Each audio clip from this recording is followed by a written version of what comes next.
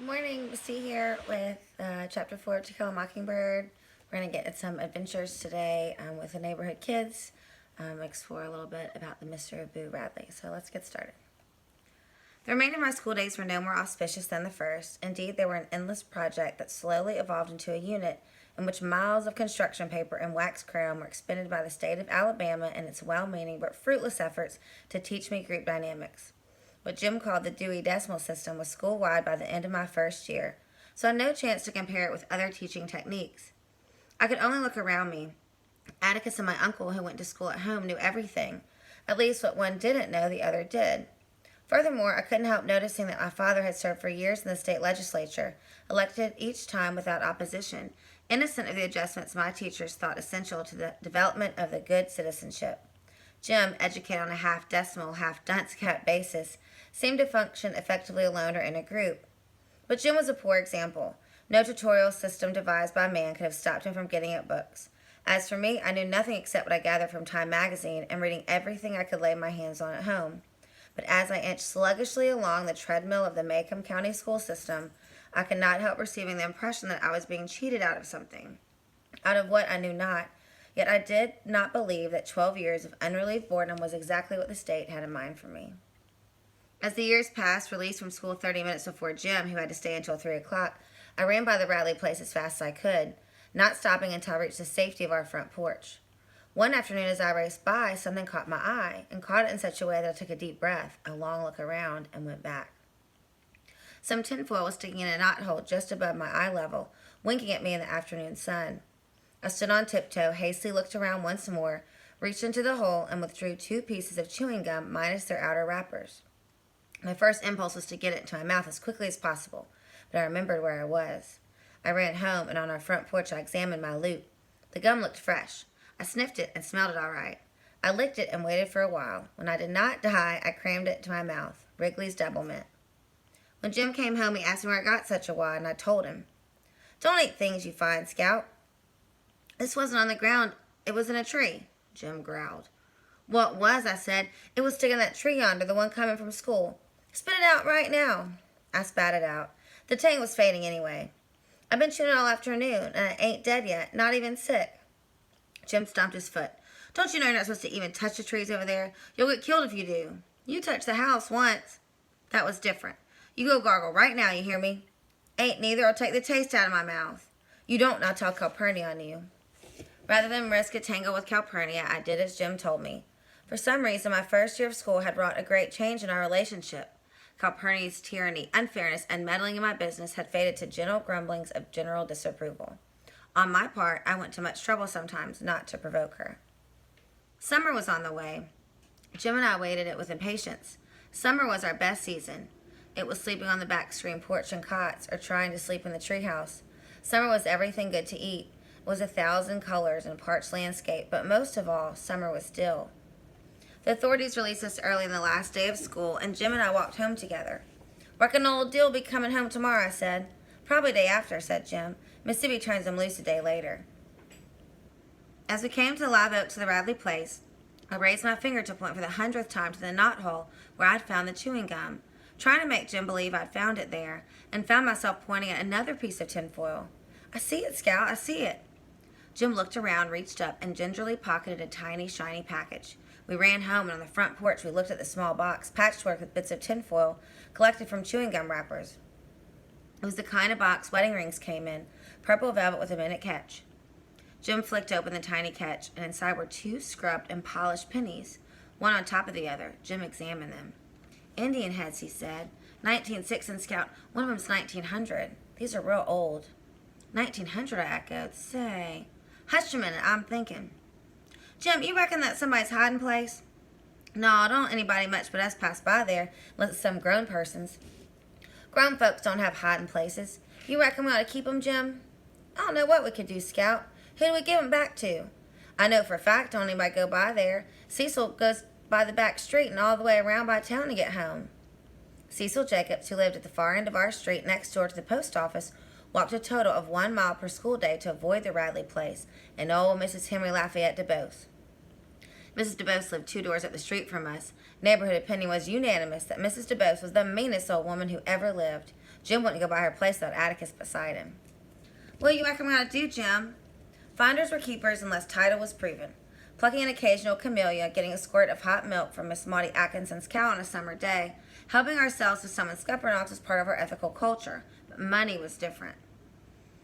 Tell you what, said Jim. We'll keep them till school starts, then go around and ask everybody if they're theirs. There's some bus child's, maybe. He was too taken out with getting out of school today and forgot them. These are some bodies, I know that. See how they've been slicked up? They've been saved. Yeah, but why'd somebody want to put away chewing gum like that? You know it doesn't last. I don't know, Scout. These are important to somebody. How's that, Jim? Well, Indian heads, well, they come from Indians. They're real strong magic. They make you have good luck. Not like fried chicken when you're not looking for it, but things like long life and good health and passing 6 weeks test. These are real valuable to somebody. I'm going to put them in my trunk. Before Jim went to his room, he looked for a long time at the Radley place. He seemed to be thinking again. 2 days later, Dill arrived in a blaze of glory. He'd ridden the train by himself from Meridian to Macomb Junction, a courtesy title. Macomb Junction was in Abbott County, where he had been met by Miss Rachel and Macomb's one taxi. He had eaten dinner in the diner. He had seen 2 twins hitched together get off the train in Bay St. Louis and stuck to his story regardless of threats. He had discarded the abominable blue shorts that were buttoned to his shirts and wore real short pants with a belt. He was somewhat heavier, no taller, and said he had seen his father. Dill's father was taller than ours, had a black beard, pointed, and he was the president of the L&N Railroad. In a pig's ear. I helped the engineer for a while, said Dill, yawning. In a pig's ear you did, Dill. Hush, said Jim. What do we play today? Tom and Sam and Dick, said Dill. Let's go in the front yard. Dill wanted the Rover boys because there were 3 respectable parts. He was clearly tired of being our character man. I'm tired of those, I said. I was tired of playing Tom Rover, who suddenly lost his memory in the middle of the picture show and was out of the script until the end, when he was found in Alaska. Make us one up, Jim, I said. I'm tired of making them up. Our first day of freedom, and we were tired. I wondered what the summer would bring. We'd strolled in the front yard where Dill stood looking down the street at the dreary face of the Radley place. I smell death, he said. I do, I mean it, he said when I told him to shut up. You mean when somebody's dying you can smell it? No, I mean I can smell somebody and tell if they're going to die. An old lady taught me how. Dill leaned over and sniffed me. Jean Louise Finch, you're going to die in 3 days. Dill, if you don't hush, I'll knock you bow-legged. I mean it now. Y'all hush, growled Jim. You act like you believe in hot steams. You act like you don't, I said. What's a hot steam? Asked Dill. Have you ever walked along a lonesome road at night and passed by a hot place? Jim asked Dill. A hot steam's somebody who can't get to heaven. Just wallows around on lonesome roads. And if you walk through them, when you'll die, you'll be one too. And you'll go around at night sucking people's breath. How can you keep from passing through one? Can't, said Jim. Sometimes they stretch all the way across the road. But if you have to go through one, you say, Angel bright, life and death, get off the road, don't suck my breath. That keeps them from wrapping around you. Don't you believe a word he says, Dill, I said. Copernicus says that's talk. Jim scowled darkly at me, but said, well, are we going to play anything or not? Let's roll on the tire, I suggested. Jim sighed. You know I'm too big. Well, you can push. I ran to the backyard and pulled an old car tire from under the house. I slapped it up to the front yard. I'm first, I said. Dill said he ought to be first. He just got here. Jim arbitrated, awarded me first push with an extra time for Dill, and I folded myself inside the tire. Until it happened, I did not realize that Jim was offended by my contradicting him on hot steams, and that he was patiently awaiting an opportunity to reward me. He did, by pushing the tire down the sidewalk with all the force in his body. Ground, sky, and houses melted into a mad pallet. My ears throbbed and I was suffocating. I could not put out my hands to stop. They were wedged between my chest and knees. I could only hope that Jim would outrun the tire and me, or that I would be stopped by a bump on the sidewalk. I heard him behind me, chasing and shouting. The tire bumped on gravel, skidded across the road, crashed into a barrier, and popped me like a cork onto pavement. Dizzy and nauseated, I lay on the cement and shook my head still, pounded my ears to silence, and heard Jim's voice. Scout, get away from there, come on. I raised my head and stared at the Radley place steps in front of me. I froze. Come on, Scout, don't just lie there, Jim was screaming. Get up, can't you? I got to my feet, trembling as I thawed. Get the tire, Jim hollered. Bring it with you. Ain't you got any sense at all? When I was able to navigate, I ran back to them as fast as my shaking knees would carry me. Why didn't you bring it? Jim yelled. Why don't you get it? I screamed. Jim was silent. Go on, ain't far inside the gate. Well, you even touched the house once, remember? Jim looked at me furiously, could not decline. Ran down the sidewalk, treaded water at the gate, then dashed in and retrieved the tire. See there, Jim was scowling triumphantly. Nothing to it. I swear, Scout, sometimes you act so much like a girl, it's mortifying. Well, Scout is a girl. There was more to it than he knew, but I decided not to tell him. Calpurnia appeared in the front door and yelled, "Lemonade time! You all getting out of that hot sun before you fry alive." Lemonade in the middle of the morning was a summertime ritual. Calpurnia set a pitcher and 3 glasses on the porch, and then went about her business. Being out of Jim's good graces did not worry me especially. Lemonade would restore his good humor. Jim gulped down a second glassful and slapped his chest. "I know what we're going to play," he announced. "Something new. Something different." "What?" asked Dill. "Boo Radley." Jim's head at times was transparent. He had thought that up to make me understand he wasn't afraid of the Radleys in any form, shape, or form, to contrast his own fearless heroism with my cowardice. "Boo Radley? How?" asked Dill. Jim said, "Scout, you can be Mrs. Radley." "Huh, I declare if I will. I don't think—" "What's the matter?" said Dill. "You still scared?" "He can get out at night and we're all asleep," I said. Jim hissed.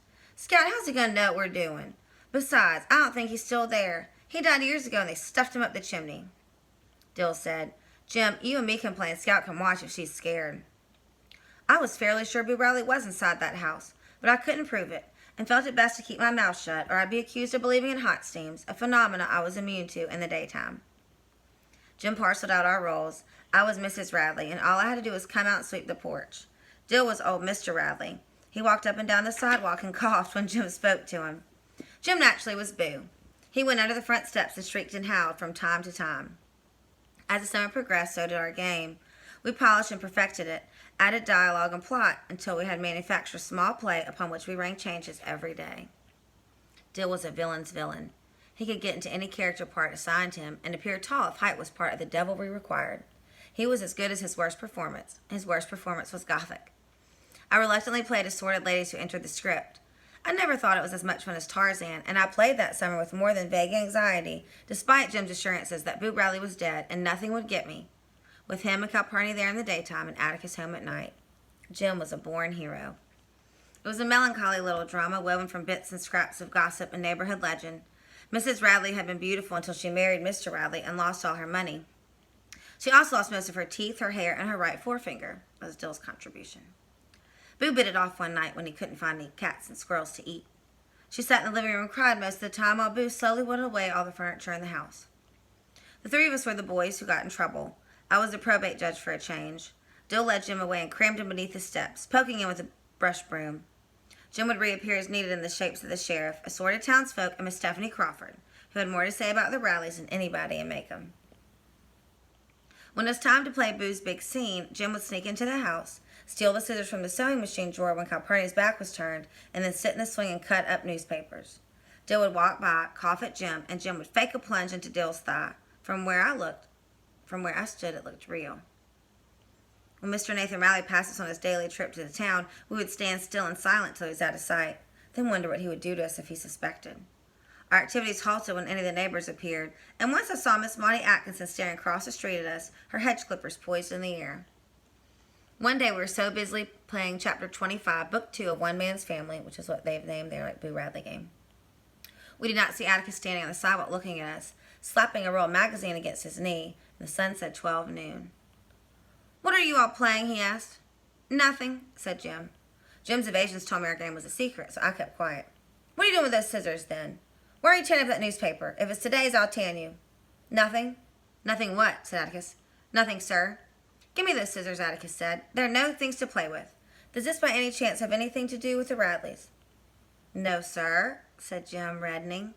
"I hope it doesn't," he said shortly, and went inside the house. "Jim!" "Shut up! He's gone to the living room. He can hear us in there." Safely in the yard, Dill asked Jim if we could play any more. "I don't know. Atticus didn't say we couldn't." "Jim," I said, "I think Atticus knows it anyway." "No, he don't. If he did, he'd say he did."